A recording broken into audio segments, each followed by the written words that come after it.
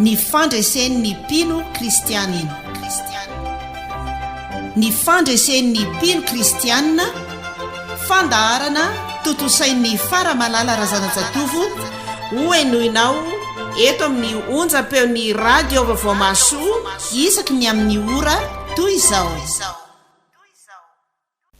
Amin'ny anaran'i Jesosy Kristy manan-kera avy any Nazareta, ilay tompon'ny hery sy ny fahefana rehetra ny an-danitra ka hatretỳ tany.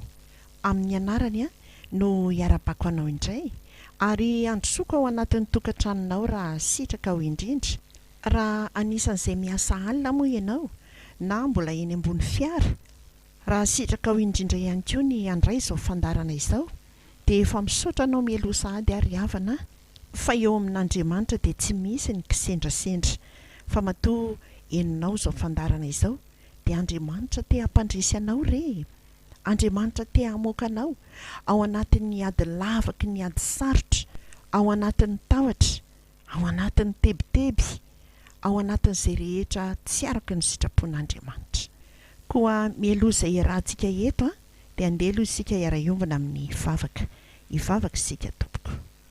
Deranao izay Andriamanitra mankalaza anao ary manome voninahitra anao, fa be hery ianao, be fahefana ianao, izany ny koa iza ny fahavalonao anao, ary tsy misy avelanao ho resy izany izay miankina aminao, izay manao anao vatolampin'ny fiainany, satria ny herinao sy ny fahefanao koa izay efa nomenao maimaim-poana ho an'izay rehetra efa nandray an'i Jesosy Kristy zanakao tomponay dia afaka miaina n'izany hery sy fahefana avy aminao izany. Misaotra indrindra ny amin'ny famindraponao izay nomenao anay nandritra ity tontolon'andro anio ity. Misaotra fa nanehonao ny mahafitiavana anao izahay, ary na dia tsy araka ny sitraponao aza no ny ainanay tamin'ity androandroany ity, dia no hamarinanao ny teninao taminay hoe fitiavana mandrakizay no nitiavako anao, ary izany nampaharetako ny famindrapoko aminao. Koa ataovy mahay migoka n'izany famindrapo izay nomenao anay izany izahay tsirairay avy izay maheno izao fandaharana izao Andriamanitra, mba hankahala ota ho tafaray tsara tanteraka eo aminao, ary anaiky sy hiaina ny fahamasinanao mba ho masina izahay ary ho hamarinanao ihany koa. Dia mbola rakofy izany famindraponao izany izahay tsirairay avy raha indray ny taridalana avy aminao, ka mba ho tanolonaka ny rinin'ny teninao anie ny fonay, mba tsy ho mpiaim-panadino izahay ka hamitaka ny tenanay, fa ho mpiaim-pakatoa ny teninao. Dia ny fanahinao masina ny anampy be dia be anay tsirairay avy hitahiry izay taridalana tianao hitarihana anay indray amin'izao alatsinainy ny alina izao, ary amin'ny anaranao Jesosy Kristy no nanaovana sy nangatahana izany vavaka izany, ka manatrefeno ianao ny tokantrano tsirairay avy izay mandray izao onjam-peo izao, ary mibahana toerana ianao fanahy masino ao anatin'ny tokantrano tsirairay mba ho feno fahamasinanao izany tokantrano izany. Misaotra Jesosy. Amen. Eny ary riavana, ny lohatenin'ny taridalantsika anio dia araka izay voasoratra ao amin'ny Joba 2:20, ny andininy 1:20 sy ny 2:20 no andeha ho vakiako aminao amin'ny anaran'i Jesosy manao hoe: mifankazara mitsitohy ianao dia hiadana, izany natongavan'izao aminao. Masina ianao, mandraisa fampianarana avy amin'ny vavany, ary alatsao ao am-ponao ny teniny. Ray masino, manamasina anay amin'ny fahamarinana, fa ny teninao no fahamarinana. Amen. Izao vanim-potoana izay iainantsika izao riavana dia vanim-potoana tena mampaharomotra ny devoly. Mandrovo tsizy amin'izao fotoana izao satria araka ny voalazan'i Jesosy Kristy hoe fantany fa efa kely sisa ny androny, araka izay voasoratra any amin'ny Apokalipsy 2:20, ny andininy 2:20. Dia raha mitaona fanahin'olona maro Andriamanitra ho any aminy dia izy koa mifaninana amin'Andriamanitra. Mitaona fanahin'olona maro ihany koa izy ho any aminy, ary izay tsy miorina tsara, izay tsy miambina, izay tsy mitoetra tsara ao amin'i Jesosy Kristy dia ho rembiny anie. Efa voalaza ange any Petera 1:5 ny andininy 9 hoe: mahonoana tena, miambena, fa ny devoly fahavalonareo mandehandeha tahaka ny leona miherina mitady izay harapany. Ary fantany izany dia inona no ataon'ny devoly?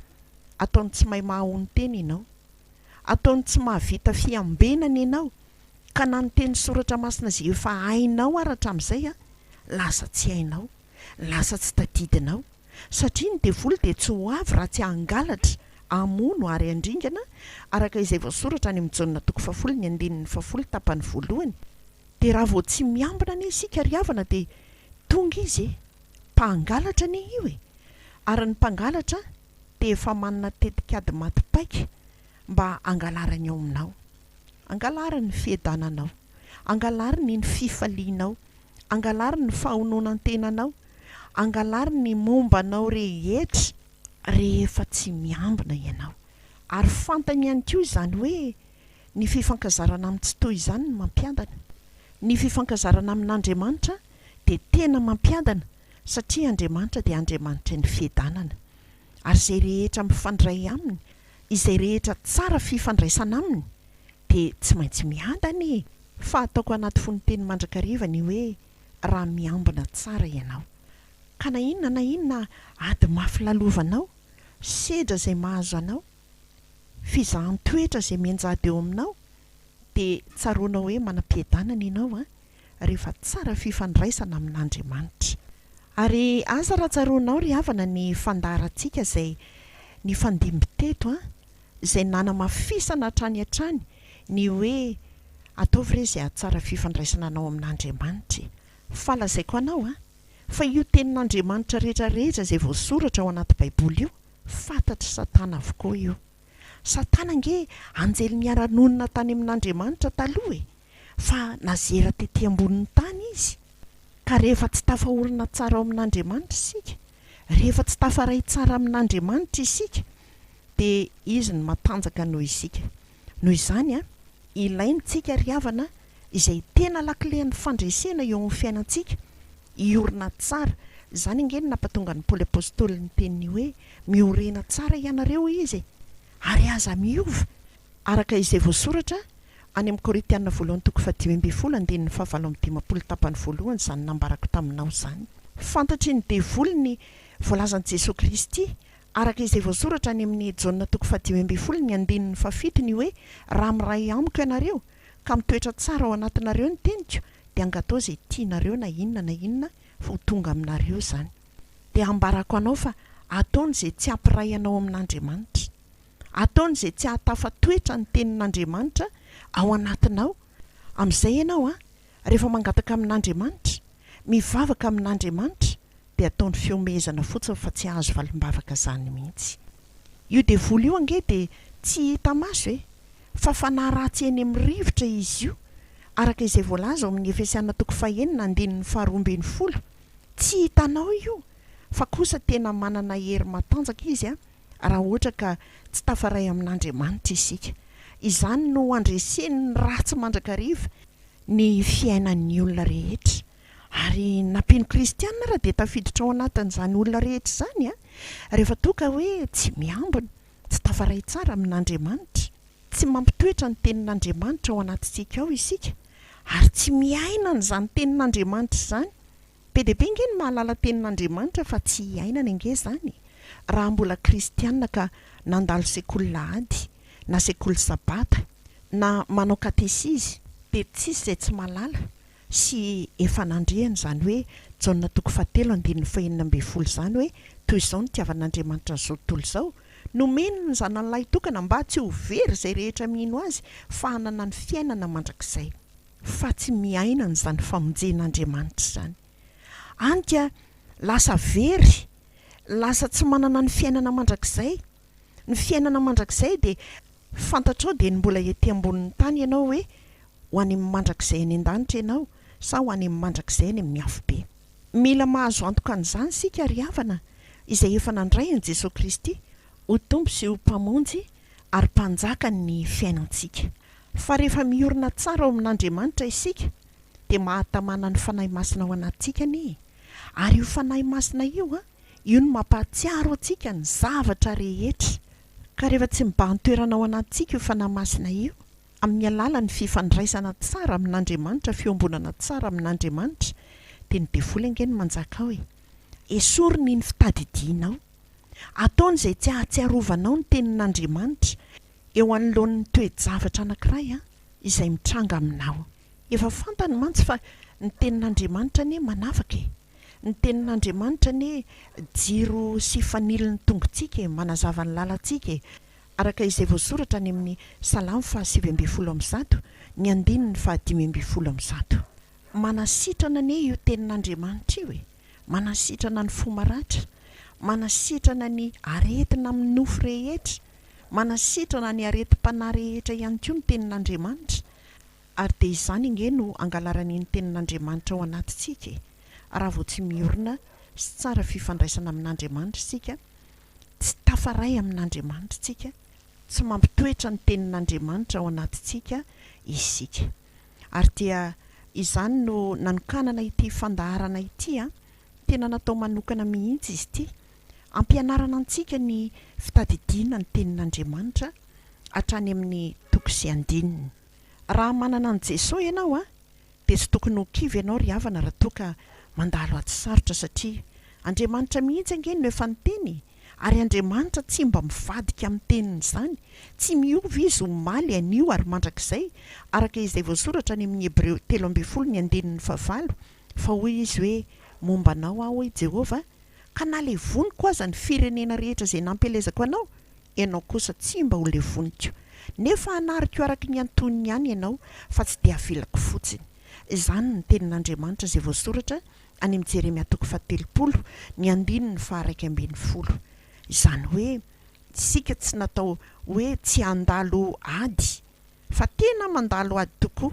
Ny lalan'i Jesosy ny lalantsika, fa eo anatrehan'izay ady rehetra hatrehana dia eo ny fanahy masina no mampatsiahy antsika ny tenin'Andriamanitra, mba haherezantsika ao anatin'ny ady, haherezantsika eo amin'ny fiainana, haherezantsika amin'izao fiandohan'ny farany izao, mba tena hatanjaka, hijoro tsara, tsy ho lavo, tsy hanary ny fitafiana ny Jesosy Kristy. Koa dia mila feno ny tenin'Andriamanitra isika ry havana. Efa nomenantsika teto ny fomba famakiana Baiboly eo amin'ny fiainantsika mpino kristianina, tsy hiverenako iny, fa ny anohizako azy dia izao: rehefa mamaky Baiboly isika dia manana aloha ianao voalohany indrindra planina hamakianao ny Baiboly. Ohatra hoe manomboka Genesisy ianao dia vita ao hatramin'ny farany Genesisy, fa tsy hoe hamaky Genesisy toko 1 sy 2 sy 3 ianao dia avy eo ianao andeha hivadika boky hafa indray, na avy eo andeha hivadika boky hafa indray, fa manana ianao planina manokana ho anao, ankoatra ny hamakianao ny mofinaina ohatra na ny mana isan'andro. Tena ilaina ireny fa nefa koa tena mila manana ny famakiana Baiboly ho antsika manokana isika, ankoatra n'ireny izay tsy azo avela.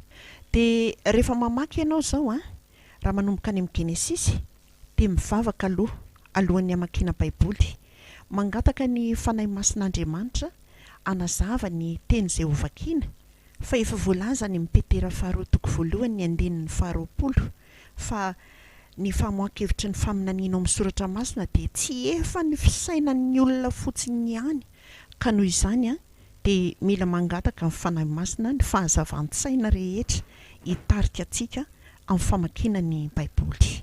Ny faharoa dia mila manana karne kely ianao, ka izay teny rehetra manaitra anao ao dia soratanao amin'iny karne iny. Mety hiteny ianao hoe ohatran'ny be dia be izany nanaitra izany tato dia tsy maninona soraty ao avokoa. Ny fahatelo dia manana ianao karazana loko samihafa izay ahafahanao manipika ny teny ilay nolazaiko anao teo hoe izay manaitra anao, dia ataovy arakaraky ny loko ny teny izay hojipianao. Ohatra hoe loko menamena ny milaza loza na milaza ny fahatezeran'Andriamanitra manoloana ny tsy fanaovan'ny olombelona ny sitrapony. Dia ohatra indray hoe loko maitsomaitso ny teny rehetra izay milaza fampanantenana. Dia ny miloko mangamanga manambara ny tenin'Andriamanitra izay manome fampanantenana. Ary ny tenin'Andriamanitra moa dia tsy maintsy tanteraka araka ny voalaza ny amin'ny Luka 1:7-7, ary tsy miverina ny aminy ireny raha tsy efa mahatanteraka izay efa nirahany azy any aminao, araka izay voasoratra ny amin'ny Isaia 5:12 dia atao mangamanga ireny. Ny manaraka an'izay dia tsy miovaova baiboly ianao, fa raha baiboly tamin'ny édition valo sy 700 no baiboly namakianao, dia izay ihany ny amakianao indray ny amin'ny manaraka. Raha hiova baiboly ianao dia nitahaka n'iny ihany no vidianao indray koa amin'ny manaraka. Ny antony dia mora tadidinao ny teny izay nivakianao.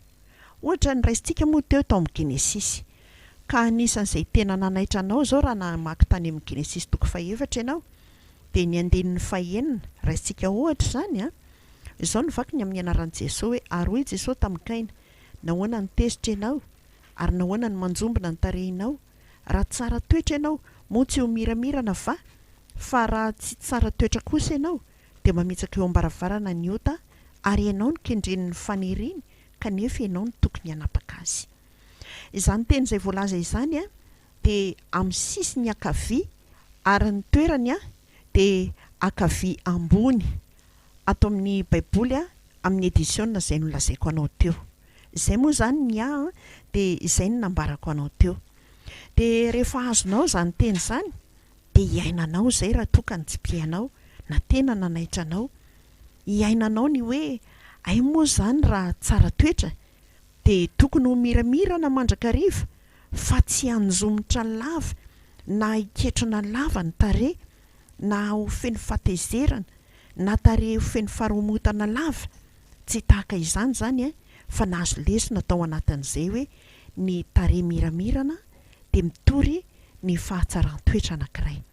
Dia izao ny voalaza tao anatin'izany hoe raha tsy tsara toetra ianao izy dia mamitsaka eo ambaravarana ny ota. Ay zany io faratsy toetra io dia tahaka ny fanokafana varavarana izay idiran'ny devoly, satria ny devoly no mitondra ota. Dia tsy misy kendreny afa-tsy ianao rery ihany, nefa ianao no tokony hanapaka azy. Izay tiako hazavaina dia izao hoe ao anatin'ny teny izay manaitra anao ka tsy pianao dia hiainana ireny teny ireny dia mora tadidy kely izy rehefa avy eo. Ahoana indray ary ny tadidiana ny toko sy ny andininy? Iny zany zao dia Genesis 4 manomboka eo amin'ny andininy 9 sy ny 7. Fantatrao aloha ilay izy hoe Genesis ny namakianao azy, dia ny toko 4 ny tena mila tadidiana. Toko 4 dia raha ampiana 2 dia mira 9, dia izay zany no atadiavanao ny toko sy andininy. Misy mantsy ny miteny hoe Genesis aloha ilay teny, aiza reny ahitako an'iny, fa taiza reny nahitako an'iny. Fa eo amin'izay hanimpianao azy dia tadidianao ny fitoerany hoe eo amin'ny sisiny ankavia ary ambony. Mbola tsy lasa lavitra ny Genesis akory tamin'ny namaky azy fa eo amin'ny andininy 4 dia ampiana 2 ilay 4 dia lasa 9. Tsaroko tsara ry havana indray maka raha nandeha nitory-teny tany amin'ity fiangonana anankiray ka teo am-panomanana dia te hanambaran'ilay hoe ny olona miverina amin'ny fahotana izay nataony izay efa nibebahany dia tahaka ny alika miverina amin'ny alohany, ary tahaka ny kisoavavy efa nidio dia miverina mihosom-potaka indray. Dia teo indrindra ry havana ny tsaroana hoe tany amin'ny Petera voalohany aloha nisy an'ilay izy, fa aiza moa? Dia rehefa navadika ny baiboly, satria efa nitsipihana ilay izy, dia tadidy hoe eo amin'ny sisiny ankavanana indrindra ary amin'ny toerana somary ampovoambony, dia io ny fahita. Tsy tadidy ilay toko sy andininy, fa ny fomba izay nahatadiavana azy rehefa nojerena dia ay ilay izy Petera 2, toko 2, andininy 2:20.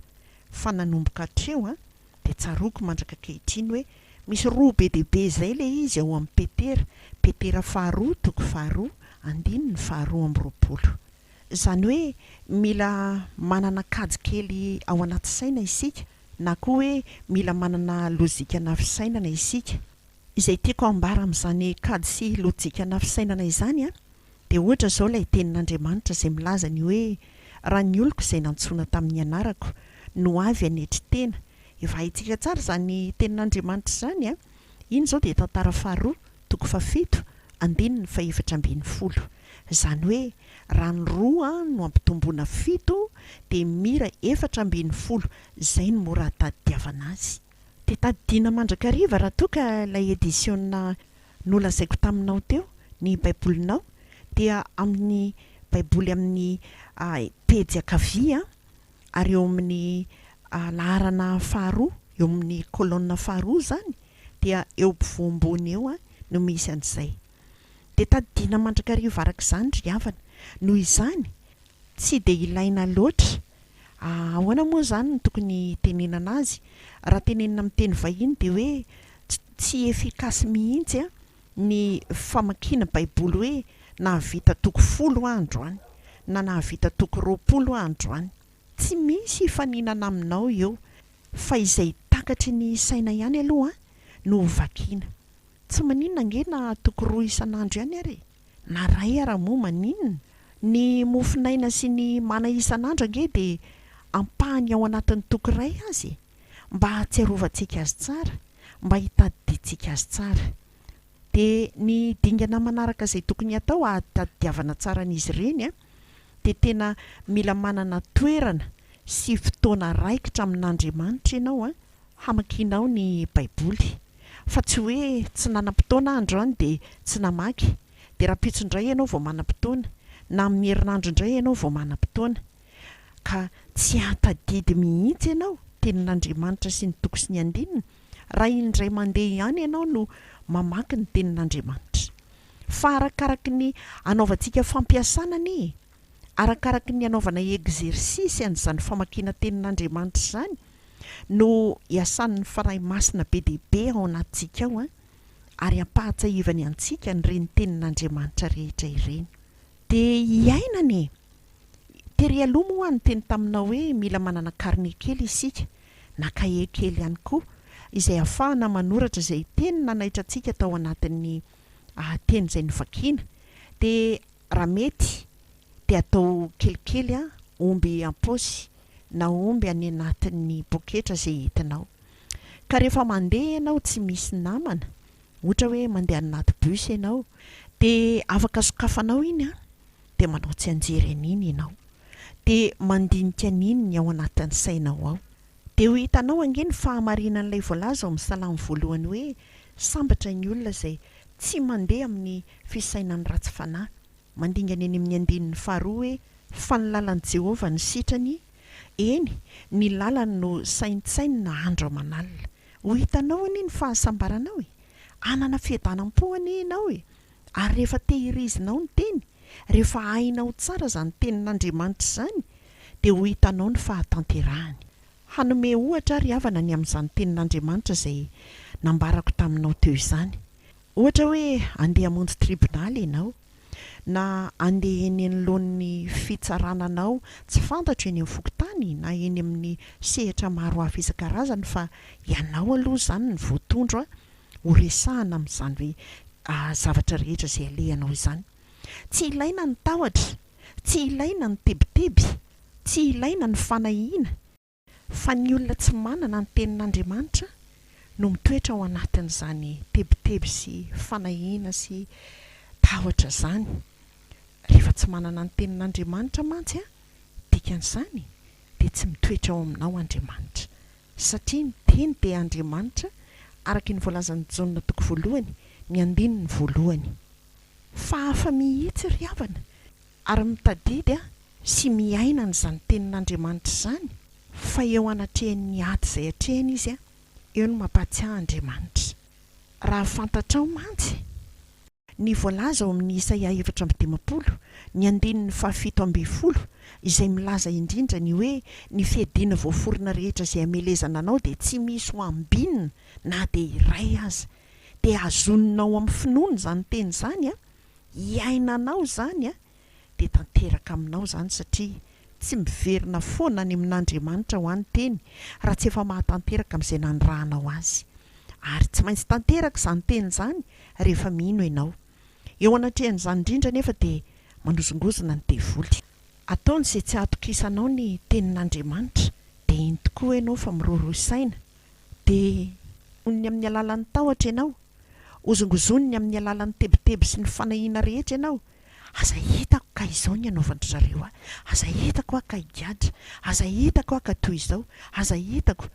Rehefa miiba ohatr'izany no miverimberina lava ao anatin'ny sainao, hitany devoly angeo io na avoakanao amin'ny vavanao mihitsy zany ny devoly angeo ka fa naratsy eny mirivotra, samboriny aneny ny eritreritrao samboriny aneny ny teninao ary ataon'izay tsy maintsy mahatateraka ny eritreritrao sy ny teninao raha mbola miiba izany, zany hoe manana eritreritra negatif ianao, dia ataon'izay tsy maintsy hahatateraka an'izany satria fantany fa malemy noho izy ianao raha toa ka miaina ao anatin'ny tahotra, ao anatin'ny tebiteby, ao anatin'ny fanahiana, ao anatin'ny orooro, ao anatin'ny ranomaso.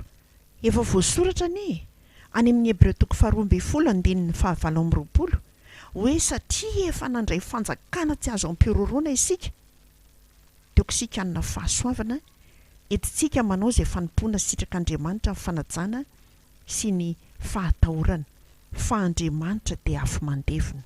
Izay midika indrindra fa efa ao anatintsika tsirairay avy izay nandray an' Jesosy Kristy ny fanahy tsy azo ampiroroana. Ka nahoana ianao ny miorooro rehefa sendra ny lehibe ianao eo anoloan'ny manam-pahefan'izao tontolo izao? Tsy natao iorooro sika ry havana fa raiso izany fahefana tsy azo ampiroroana avy amin'Andriamanitra izany fa efa voalaza fa Andriamanitra afo mandevona ary mandevona ny fahavalonao io Andriamanitra. Hain'Andriamanitra ny mandevona ny heriny, hain'Andriamanitra ny mandevona ny fisainany ka mahatonga ny fahavalonao lasa manaiky anao, satria efa voasoratra any amin'ny ohabolana 12 ny 7 ny voalaza fa raha sitraka Jehovah ny alehan'ny olona na dia ny fahavalony aza dia ampihavaniny aminy. Mahay manao zava-mahagaga ny Andriamanitra rehefa miazona ny teniny isika, rehefa miaina ny teniny isika. Mahagaga mihitsy ry havana ny torohevitry ny olona sasany izay milaza indrindra manoloana ny tokantrano iray izay mikorotana, dia izao ny torohevitry ny olona sasany hoe andany ianao mifona amin'ilay ravivavinao satria hono mila manetry tena. Tsy ianao izay efa amparafesina, tsy ianao izay efa milanja ny mangidy sy ny mafaitra ao anatin'ny tokantrano no andeha iondrika eny anoloan'ny devoly iondrika eny anoloan'ny fahavalonao tsy ry havana, fa ataovy marina ny alehanao ary maneke azy amin'izay rehetra alehanao fa izy andamina ny lalanao rehetrarehetra, araka izay voasoratra any amin'ny ohabolana 7 ny 9:5. Manaova ny sitrapon'Andriamanitra mandrakariva mba ankasitrahany amin'izay lalana rehetra alehanao fa izy no ampiavana ny fahavalonao aminao. Raha mbola tsy hitanao izany teny rehetra izay nambarako taminao teo izany dia azonao efa raisina an-tsoratra sahady ary iainanao dia tadidio ny toko sy ny andininy. Ilay ohabolana 7 teo izao raha pitomboana 2 dia mira 9, dia izay no ahatadiavana azy hoe ohabolana 3 andininy 5. Mety hiteny ianao hoe aiza daholo koa ary ny ahatadiavana an'izany? Tena marina izany, tsy hitadidinao izany rehetra izany raha tsy tsara ombina amin'Andriamanitra ianao, raha tsy mitoetra tsara ao amin'Andriamanitra ianao, feno fifandraisana amin'Andriamanitra ianao. Fa rehefa izay dia ianao indray arange no gaga fa teny tsy nitsipihanao akory fa nilalovan'ny masonao fotsiny, fa fantatra ny fanahy masina hoe mety aminao eo anoloan'ny zavatra izay eo anatrehanao dia ampatsahiviny ianao ary voatoninao izany. Araka ny voalazan'ny tenin'Andriamanitra izay voasoratra ny Jaona 5:15, izao ny voalazany hoe izaho ozy ny voaloboka ary ianareo ny sampany, izay miray amiko ary izaho aminy dia mamobe izy. Ny firaisantsika amin'Andriamanitra ry havana mahatonga an'Andriamanitra hipetraka ao anatintsika ho tafaray tanteraka amintsika ihany koa, satria ny fitoerantsika ao amin'Andriamanitra, ny fafenoan'ny fifandraisantsika amin'Andriamanitra no mahatamana ny fanahy masina ao anatintsika, ary ny fanahy masina no mampatsiahy an'izany teny rehetrarehetra izay ambara aminao izany, ny lakile farany izany izay hatadiavana ny tenin'Andriamanitra sy ny toko sy ny andininy dia izay hatamana ny fanahy masina ao anatintsika. Fa izy efa niteny arak'izay voasoratra ny amin'ny Salamo 2:5 hoe hanome saina anao sy hampianatra anao izay lalaka lehanao aho izy. hitsinjo anao ny masoko ka hanolo-tsaina anao zany inge ny fiasan'io fanahy-masina io ary zava-panahy io ry havana ary mila miaina ny fanahin'Andriamanitra isika, mila tsy misitaka amin'ny fanahin'Andriamanitra isika, ampahatsiahivany antsika ny teny rehetra izay efa novakintsika, izay efa fantatsika, mba ahafahantsika mandresy amin'ny ady rehetra izay hatrehana. Ary raha tsaroanao ilay voalaza tao amin'ny Joba izay novakintsika tery am-piandohana, ny Joba 2:20 dia ny andinin'ny 2:20, miangavy mihitsy Andriamanitra hoe masina ianao mandraisa fampianarana avy amin'ny vavany ary alatsao ao am-ponao ny teniny. Ilay hoe mandraisa fampianarana ange mazoto amin'ny famakiana ny tenin'Andriamanitra, fandraisana sy fiainona ny tenin'Andriamanitra, ary ny hoe alatsao ao am-ponao reny mba tena hiainanao ny dikan'izany. Be dia be nge ny mahafantatra ny Exodus 7:20 hoe ahoana moa ainao tsara ny hoe Jehovah hiado anareo fa ianareo angina, fa manoloana ny ady izay hatrehana nangina ve ianao? Tena nahaina angina ve ianao? Nanome sehatra an'Andriamanitra ve ianao hiado anao? Nanome lalana ho an'Andriamanitra ve ianao hiroso eo anoloanao mba hiaro anao ary izy no mitaridalana anao hiado anao? Izy nge efa niteny fa handroso eo anoloanao aho izy, andravona ny mikitoatoana sy hanoritory ny varanavarana sy hanapatapaka ny hidy rehetra. Zany nge ny lazainy.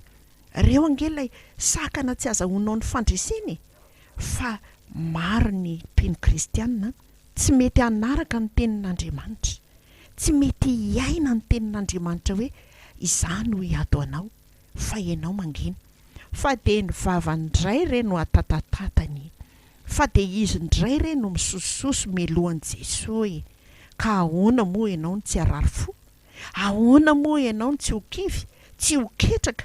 Ahoana moa ianao ny tsy ho feno tahotra? Satria ny eritreritra ao arany dia efa mialohan'izay fomba hiadiavanao na ny fomba izay hitolomanao ao anatin'ny ady sarotra. Fa izao tsy maharesy miadinao ianao raha ianao no milo lalana an'Andriamanitra.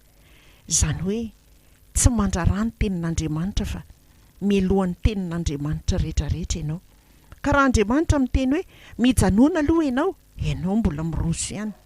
Andriamanitra raha miteny hoe miantombena tsara miandry ny famonjen'i Jehovah araka ny Salamo 7:17, tsy mitombona ianao fa mitsangana ihany. Dia tsy mety ary tsy ho mpandresy mandrakizay ianao, fa ny anarana kristianina fotsiny no entinao, ataonao kaskety, ataonao etikety eny amin'ny fiainanao. Ry havako, fantatrao moa fa mahadiso hevitra anareo ny tsy fahafantaranareo ny soratra masina na ny herin'Andriamanitra hoe Jesosy Kristy araka izay voasoratra any Matteo 2:7. Rehefa tsy mahalala tenin'Andriamanitra ianao, na hoe mahalala ihany ianao fa tsy manaraka ny tenin'Andriamanitra, fa ny anao ihany dia ny anao ihany ny fantatrao, dia tsy misy fandresena ho anao anie. Tsisy herin'Andriamanitra hiasa eo amin'ny fiainanao anie, fa maneke fotsiny ihany fa izy mahalala ny hevitra heverana anareo, dia hevitra mitondra fiadanana izany, fa tsy loza, mba hanananareo fanantenana any amin'ny farany, araka ny Jeremia 7:20, ny andininy 1:20. Ho an'Andriamanitra irery anie ny voninahitra, andeha isika hiara-iombona amin'ny vavaka. Hivavaka isika tompoko. Misaotra anao izay Andriamanitra ny amin'ny fampianaranao tato anatin'ity taridalana ity. Ny fanahinao masina ny hanokatra ny vavahady-tsain'ny tsirairay avy ary hanazava ny tianao nambara tato anatin'izao taridalana izao. Dia tsy misy tsony anie tompo ny mpino kristianina ho malaindaina amin'ny fifandraisana aminao, fa ampio amin'ny alalan'ny fananao masina ny tsirairay avy, ny tokantrano tsirairay avy, anana fandaminana ny amin'ny ao anaty tokantrano mba hananana fotoana hifandraisana aminao Andriamanitra. Misaotra indrindra tompo fa lehibe ny fitiavanao ary lehibe ny famindraponao, ka atoronao mandrakariva isan'andro tao amin'izao onjam-peo izao izahay ny lalana tongavana amin'ny fandresena. Amin'ny anaranao Jesosy Kristy nangatana sy nanaovana izany vavaka izany. Amen.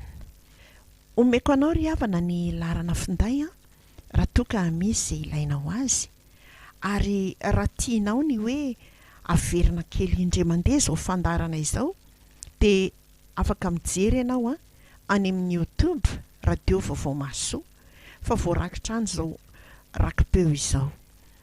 Inty ary ny larana finday omeko anao dia 034 11 293 24. Ampatsiahiviko kely fotsiny fa raha sendra ianao tsy manana finday na tsy manana solosaina ao anaty tokantrano anarahana sy hijerevana an'izany any amin'ny YouTube dia afaka mandeha any amin'ny cyber ianao dia eo ianao no manontany ny tompon'ny cyber hoe mba te hijery an'ity roa ity hoe omeo azy ny hoe YouTube radio vaovao Mahasoa dia afaka atorony ianao io. Dia mahereza indrindra fa lakile goavana no natolotr'Andriamanitra tamintsika tamin'ny alalan'ny mpanombony tamin'ity androany ity. Velome!